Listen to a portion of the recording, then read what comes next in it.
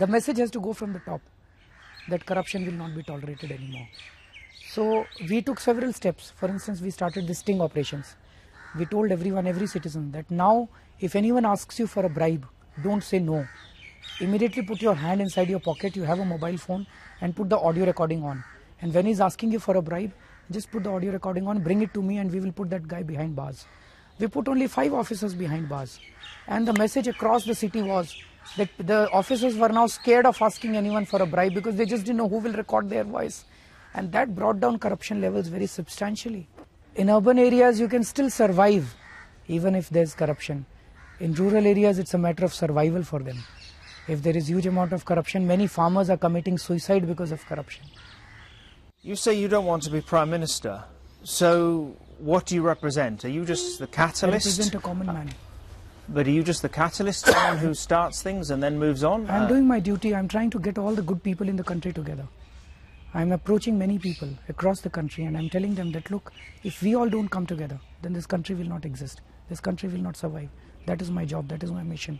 So you say the country will not survive. What do you mean by that? What's going to happen? It will just break. You see, now today there is so much of corruption. And because of corruption, all the communal riots that take place in a country, it is the politicians who are behind each communal riot. And why do they make that? They want Muslims. One party creates Muslims as their vote banks. Another party wants to make Hindus as their vote banks. So they create poison in the minds of the people and they create communal riots. Are you an anarchist? The Home Minister was sleeping very peacefully. Suddenly we came into picture and we have created an anarchy in his house. So yes, I am an anarchist for all those people who are misusing this system. So really that's your goal, is about shaking India up? Shaking the entire system. What is your vision for India? What kind of country would you like it to be, not just in itself, but in terms of its image to the rest of the world?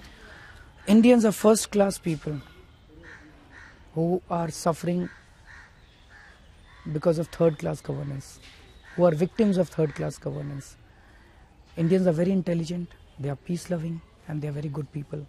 But we have atrocious governance systems.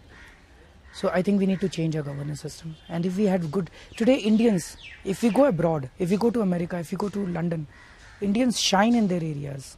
They are at the top in almost all the areas. But in their own country, they are not allowed to prosper. They are not allowed to do anything. We have to change the systems. We have to create systems wherein people can shine in business, people can shine in trade, people can shine in research, people can shine in all these areas. And that can happen if we put the right kind of systems in place. My job is if we can all get together and redefine our governance systems in this country so that the India can shine.